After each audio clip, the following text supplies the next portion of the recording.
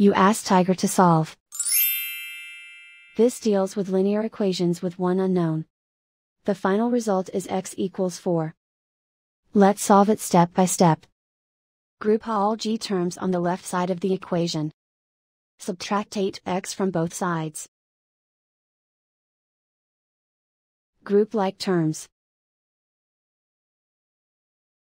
Simplify the arithmetic. Group like terms.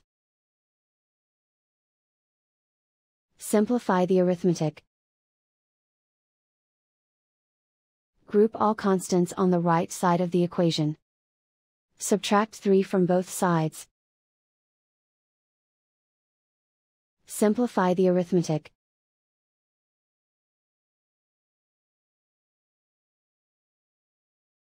Isolate the g. Divide both sides by 2. Simplify the fraction.